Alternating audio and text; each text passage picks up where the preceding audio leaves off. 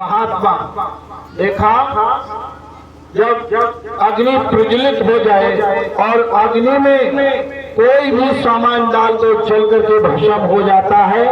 इसी तरीके से जब तुम्हारे अंदर महात्माओं द्वारा दिए हुए यानी उपदेश, सत्संग, सेवा और भजन के माध्यम से जब तुम्हारे अंदर ज्ञान की ऊर्जा, ज्ञान की शक्ति और ज्ञान का जब दीपक जल जाएगा, ज्ञान की अग्नि जब प्रज्वलित हो जाएगी, तो तुम्हारे जो जीवन में तुमने अपने कर्म किए हैं वो सब जल करके राख हो जाएंगे। इससे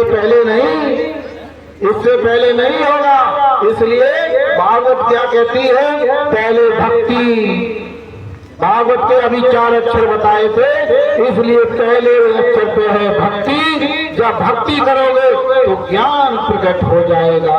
जब ज्ञान प्रकट हो जाएगा तो ज्ञान के अंदर जब दीप प्रज्वलित हो जाएगा, दीप जल जाएगा तुम्हारे अंदर, तो तुम्हारे कर्म जल करके राख हो जाएंगे। इससे पहले नहीं।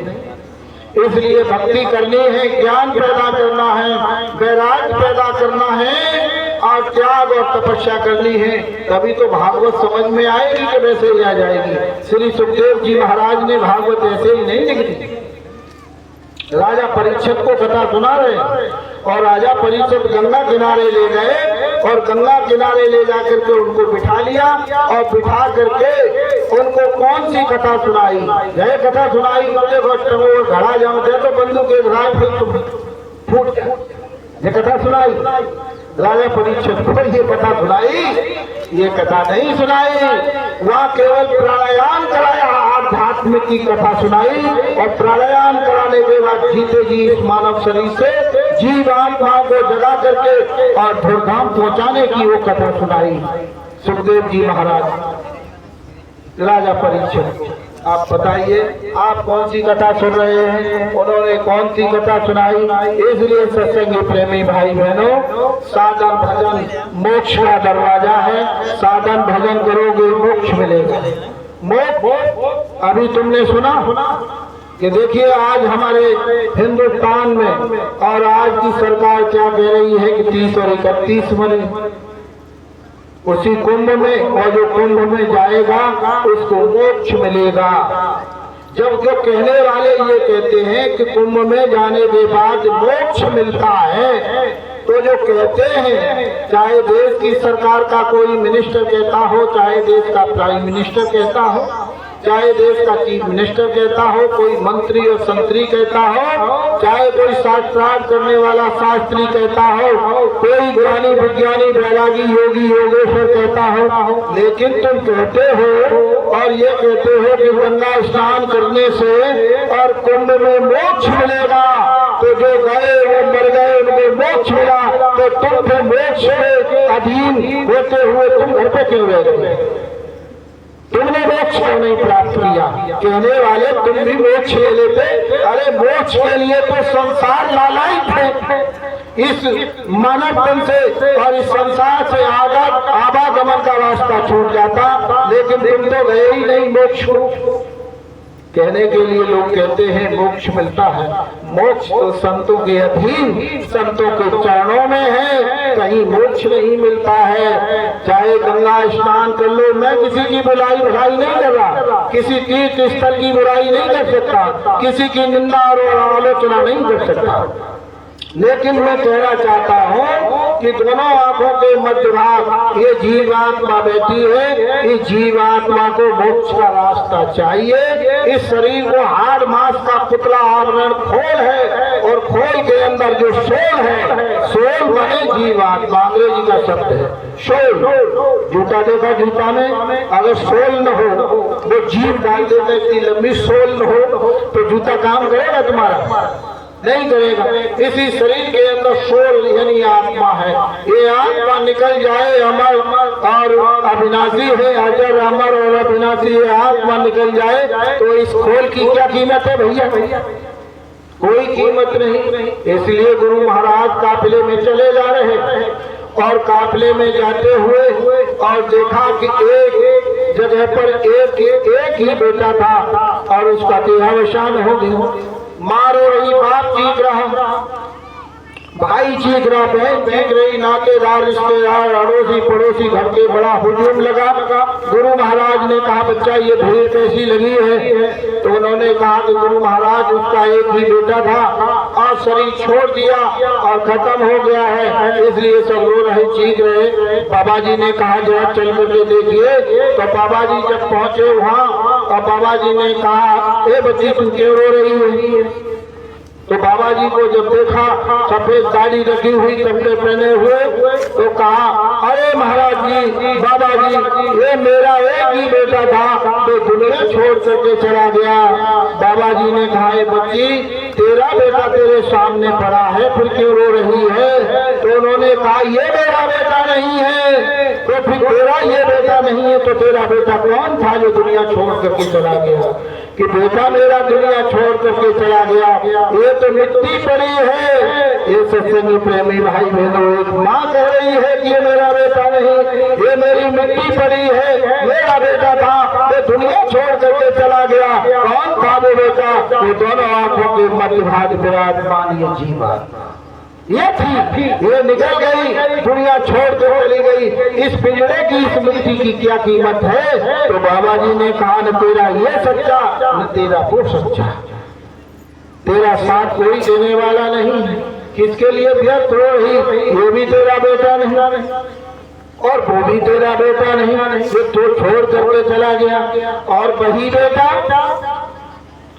ऊँट बन गया, पेट योनि मिल गई और पेट योनि मिलने के बाद दूसरे बेटे को पकड़ लिया, ऊँट बनकर दूसरे बेटे को पकड़ लिया और पकड़ने के बाद और वो जोर जोर से चीखने लगा और ये कहने लगा अपनी माँ के सामने, माँ तू जिसके लिए रो रही थी मैं वही तो तेरा बेटा हूँ, मैं प्रेत योनि में आ गया, भूत बन गया हूँ।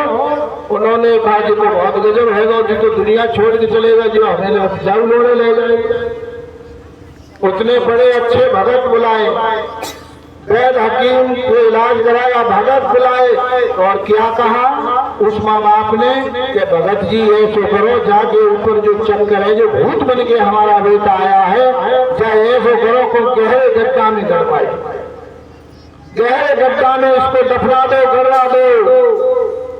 अब देख लो वही तो एक था जिसके लिए रो रही थी तो भूत बन के आया तो फिर गड्ढा में दफना रही है, किसके लिए रो रहे थे संसार में?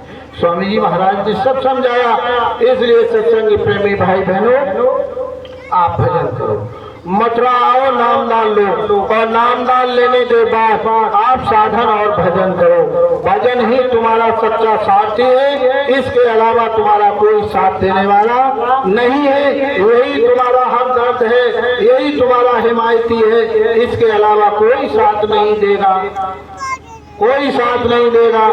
और साथ देने वाले तो आप भी नहीं, ये भी नहीं। अब कोई कोरोना वाली बात आपको समझा दिया जाए तो वो कोरोना एक हमने पहले भी आपको समझाया और आज फिर बताए दे रहे हैं। कोरोना जब चला और कोरोना में एक दूसरे को 6-6 महीने तक नहीं छुआ किसी ने। बताओ कोरोना में एक सर्दी जुकाम हो गया, अगर लड़के को जुकाम हो गया, बेटी को जुकाम हो गया, भाई को जुकाम सर्दी हो गई तो क्या कहते थे? हमें मंसूरियो तुम्हें कोरोना है, कोरोना के लक्षण है शिकायत है। यहाँ तक है कि पति पत्नी 6-6 महीने तक नहीं बोले एक दूसरे से, तुम्हें लक्षण है, वो कहते कोई लक्षण है, लेकिन कोई किसी से बात नहीं की। और जो पत्नी ये कहती थी कि तुम्हारे बगैर हम जिंदा नहीं रह सकते, तुम्हारे बगैर हम भोजन नहीं करते, तुम जब वहाँ खा लेते ड्यूटी पे आगे बादी तो हम खाते हैं मंजू, उसी के बाद भोजन खाते हैं, सत्संग सेवा और भजन कोई बात नहीं है। देखो नाराज होने की किसी को जरूरत नहीं है, ये सत्संग तो कहने का तात्पर्य आप बताइए ये सब खेल चला हमारे और आपके साथ, लेकिन कोई किसी का नहीं, कोई किसी का नहीं। आज सब भगदड़ मच गई, गाड़ियां बंद हो गई, रेल बंद हो गई, हवाई जहाज बंद हो गए और ट्रेनों में भी जगह नहीं मिली। लोग पैदल यात्रा करने लगे, अपनी नौकरी छोड़ करके नौकरी छोड़ दी और नौकरी छोड़ने देते करते क्या जब फैक्ट्रियां बंद हो गई। आज जब फैक्ट्री बंद हो गई तो नौकरी करेंगे किसमें? अब जब सब फैक्ट्रियां बंद हो गई तो अब तुम्हें कोरोना के लक्षण है। खबर आई घर पे तो देखो हम नौकरी तो कर रहे हैं लेकिन नौकरी छूटने वाली है और ये मालूम हो रहा है कि हम पॉजिटिव आए। पॉजिटिव हमें लक्षण बताए डॉक्टर ने कोरोना के। अब पत्नी कह रही है तुम्हें कोरोना, तो क्या अब क्या करें, नौकरी छूट गई घर पे आ जाए। वो कहने लगी घर पे मत आइए, तुम तो मरोगे ही लेकिन बाल बच्चों को मार डालोगे। बच्चों को भी मारने के लिए पत्नी ने मना कर दिया लेकिन नौकरी नहीं। वो बेचारा भाग खड़ा हुआ, वहां से भाग खड़ा हुआ और रास्ते में कोई रिचार्ज नहीं, मोबाइल को करने दे, कौन कर लेने देगा। रास्ते में कई जगह नहीं मिली, मोबाइल स्विच ऑफ हो गया। अब पत्नी फोन करती है, फोन नहीं। रात में अंधेरे हुए और किसी तरीके से चलते हुए और भाई दौड़ धूप करते हुए घर पे आ गया। रात में कुंडी खटखटाती और बजाई कि किवाड़ खोलो। हम आ गए, उन्होंने कहा कौन, टिंकू के पापा आ गए। अरे भाई खड़े रहिए, अंदर मत आना, तुम्हें तो कोरोना है। कोरोना की आवाज जब सुनी तो कहा कि हम पानी गर्म करके ला रहे हैं और एक भगोना यही नहाओ और कपड़े डालो। और भगोना रख दिया, उसी में कपड़े डाले और उसी में नहाया और नहा करके 14 दिन के लिए क्वारंटाइन कर दिया पति महाराज को। 14 दिन इसी में पड़े रहो। 14 दिन अब कोई छूता नहीं है और ऐसे ही पानी दे देते हैं। रोटी लोटा सोटा जा रहे हो, सोटा। और वो कहती है मम्मी हम पापा को पानी दे दें, पकड़ के मम्मी खींच लेती है माँ और कहती है ये तो मरेंगे, तुम क्यों मरेंगे जाते।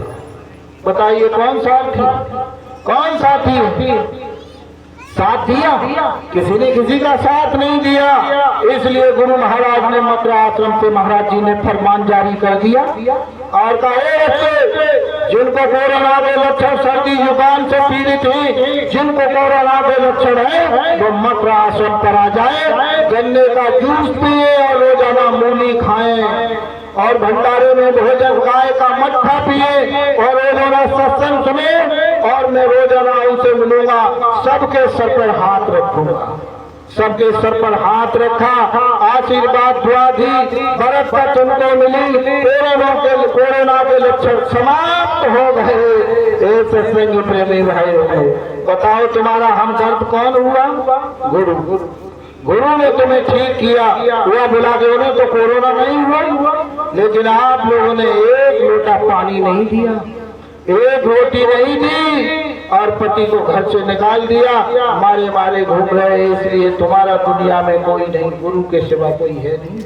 इसलिए गुरु पर आरूढ़ हो जाओ, गुरु पर फिदा हो जाओ और जो गुरु पर फिदा हुए हैं उनको भगवान और गुरु मिले।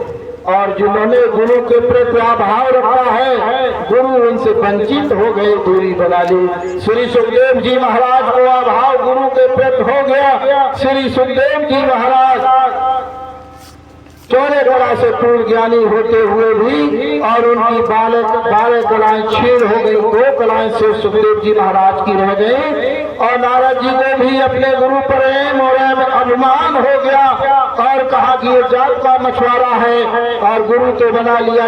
गुरु के प्रत्याभाव आने के बाद और वही लेखा जोखा विष्णु भगवान के यहाँ लिखा जा रहा और वहीं पर उनको नरकगामी घोषित कर दिया गया। सत्संगी प्रेमी भाई बहनों, न तो हम नारद जी हैं और नहीं हम देव ऋषि नारद और नहीं हम सुखदेव जी हैं। अरे हम तो साधारण मानव हैं और मानव रहते हुए भी अपने गुरु के लिए हमने कुछ नहीं कर पाया। इसलिए सत्संगी प्रेमी भाई बहनों, समय पूर्ण हो गया, समय पूरा हो गया और समय ये सत्संग का भी पूरा हुआ और हमारा और आपका भी अब समय पूर्ण होने जा रहा है। इसलिए चलते और चलाते उस मालिक का भजन कर लो तो ठीक है, नहीं तो ये मानव सुंदर देही ये मानव तन अब दोबारा नहीं मिलेगा। ये सुंदर चेहरा मोहरा मिला, ये अब नहीं मिलेगा। तुम ये कहो अरे भगवान से हम ले लेंगे, हम नहीं तो 10,000 की रिश्वत दे देंगे, 1,00,000 रुपए दे देंगे भगवान को, और ऐसे नहीं देंगे तो हम कंडा पाठ हो जाते तब गाली देंगे भगवान को, देखे नहीं दे वो हमें शरीर, लेकिन नहीं मिलेगा। चाहे गाली दो, चाहे जो चाहो, जो इच्छा तुम करो, लेकिन तुम्हें ये मानव तन नहीं मिलेगा। ये गया। अब योनि क्या मिलेगी? इसलिए मिलेगा तब जब महात्मा के सानिध्य में आओगे और मंदिर के देवता के सामने आकर के मथुरा आश्रम पर अपने जीवन में जो तुमने जो जो कर्म किए उनकी गुनाहों की माफी मांगोगे और मत्था टेकोगे और ये कहोगे कि हे मालिक, हमसे अपने जीवन में इतने कर्म और कुकर्म हो गए, हे दयालु दयाल देश से आए हुए महात्मा महापुरुष, जीवों को जगाने वाले धनियों के धनी, अब हमें माफ कर दो। अब जीवन में कभी हम ऐसे दुष्कर्म नहीं करेंगे तो आपको माफी मिल सकती है। प्रायश्चित करने के बाद प्रायश्चित नहीं किया और तुम कहीं चोरी डकैती डाल लाए, बहुत खुश होता हुआ 10,000 ले आए, बहुत खुश, तो आप पे कर्म चढ़ गए। इसलिए जो जो कर्म करेगा तू वही भोगना भरना। जिन्होंने मार मंडाला उन्हीं को सूरमा देना, बड़ा बेरी मन घट में इसी को जीतना कटना, पड़ो तुम इसी के पीछे और सब ही जतन तजना, इसी के पीछे पड़ जाओ।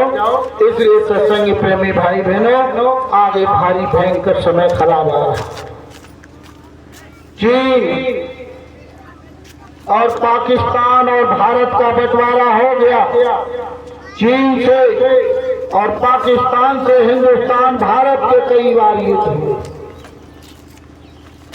और युद्ध हुए, उसमें कितनी सेनाएं मारी गई, उसमें भारत के सैनिकों ने 90,000 सैनिकों को बंदी बना लिया और उस समय देश के जिम्मेदार लोगों ने कहा कि ये कस्मा हमने करके दिखाया है, तुमने नहीं करके दिखाया। ये तो संत महात्मा फकीर पैगंबरों की भूमि थी, इसलिए ये महात्माओं का खेल था, ये सर्वशक्तियों का खेल था, तुमने युद्ध नहीं लड़ा। ये भारत की भूमि पर ऋषि मुनि महात्मा अपनी शक्तियों का प्रादुर्भाव करने के बाद युद्ध लड़ा करते थे, इसलिए महात्माओं ने खेल रच दिया, लेकिन तुमने नहीं। लेकिन आज हिदायत दी जा रही है कि आगे जो युद्ध होगा वो भयानक युद्ध होगा। बहराम को लाहल नहीं देखा, लाशों पर लाशों के अंबार नहीं देखे, पानी बिजली नहर बम्बा ये सब समाप्त हो जाएंगे, ये कुछ नहीं मिलेगा। अन्न की भारी कमी हो जाएगी, अर्थ की इतनी कमी हो जाएगी कि लोग त्राहिमाम करेंगे, भूख से तड़पेंगे, व्याकुल हो जाएंगे, अन्न का दाना खाने के लिए नहीं मिलेगा। यहाँ तक महापुरुषों की बात थी।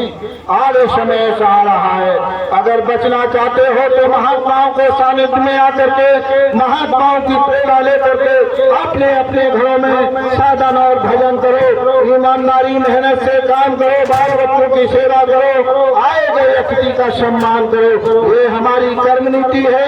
उसमें से 10 मिनट 15 मिनट 1 घंटा आध घंटा जो समय मिल जाए उसमें साधन और भजन में लगा दो, ये हमारी धर्म नीति है। और राजनीति करना चाहो तो झूठ बोलो, दगा दो, बेईमानी, अत्याचार, बेविचार, भ्रष्टाचार और दुराचार, अनाचार, ये सब करो अगर राजनीति करनी है। इसलिए सत्संगी प्रेमी भाई बहनों, आगे भारी समय खराब आ रहा है और समय से बचने के लिए आप सभी लोग शाकाहारी हो जाओ, शराब, गोश्त, अंडा, मांस, मछली का सेवन बंद कर दो। अरे सुरा सुंदरी का सेवन करने वाले रावण का कुल दीपक लूट गया, कंस का सर्वनाश होगा, हरा कश्यप दुनिया छोड़ करके चला गया। अरे महाभारत में बताइए, दुर्योधन को कौन पूछ रहा है आज पांडवों की विजय का पताका फहरा रही है। इसलिए धर्म के अनुयायी अगर तुम बने हो, तुमने हाथ उठाए हैं तो धर्म की प्रेरणा लेकर के धर्म के अनुयायी बन जाओ। और मथुरा आश्रम पर चलने की तैयारी करो। हे सत्संगी प्रेमी भाई बहनों, आपके लिए निमंत्रण पत्र लेकर के आए हैं और निमंत्रण पत्र बाबा जय गुरुदेव जी महाराज के मथुरा आश्रम से महाराज जी ने आपके नाम संदेश भेजा और निमंत्रण पत्र दिया है कि लोगों से पहले मथुरा आश्रम के लिए आप आमंत्रित किया जा रहे हैं। तो आप बताइए, मथुरा आश्रम से जो निमंत्रण आया है उस निमंत्रण पत्र को आप स्वीकार करते हैं अन्यथा नहीं? जो लोग इस निमंत्रण को स्वीकार करते हैं जरा हाथ उठाइए। कौन कौन हाथ उठा रहा? हाथ कोई नहीं गिराएगा। कैमरे में फीड हो रहे हो, आप नीचे कर लो। अगर तुमने निमंत्रण को अस्वीकार कर दिया और मथुरा आश्रम पर नहीं पहुंचे तो यम की अदालत में इस शरीर को छोड़ने के बाद जब पेशी होगी तो यमराज पूछेंगे कि सत्संग हो रहा था और तुमने एक महापुरुष महात्मा के सानिध्य में आकर के ये झूठ क्यों बोला और तुम गिड़गिड़ाए वो चीखो और चिल्लाओगे कि मानव तन के अधिकारी अब आप नहीं रहे। अगर मानव तन पाना चाहते हो तो संत महात्माओं के अधीन हो जाओ। इसलिए सत्संगी प्रेमी भाई बहनों, अब ज्यादा हम सत्संग नहीं, सत्संग तो बहुत है लेकिन हमने कोई ऐसा भारी दृष्टांत भी नहीं, लेकिन समय पूर्ण हो गया। इसलिए सभी सत्संगी प्रेमी भाई बहनों को हमारी तरफ से सादर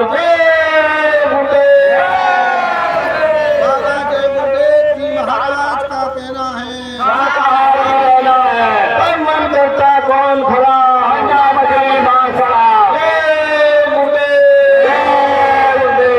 आप ये बताइए कि जो लोग आप सेवा लेकर के आए हैं, अभी आपने धर्म को बचाने के लिए हाथ उठाए और जो भी सेवा लेकर के आप 50 रुपए 100 रुपए आए वो आप यहाँ बिलाते रजिस्टर पर लिखवाएंगे और ये सेवा सीधी महाराज जी के पास तक जिले के माध्यम से पहुँच जाएगी और गुरु महाराज की भेंट लेकर के जो 1 रुपया 2 रुपया 4 रुपए जो लेकर के आए हैं गुरु महाराज के चरणों में अर्पित करेंगे।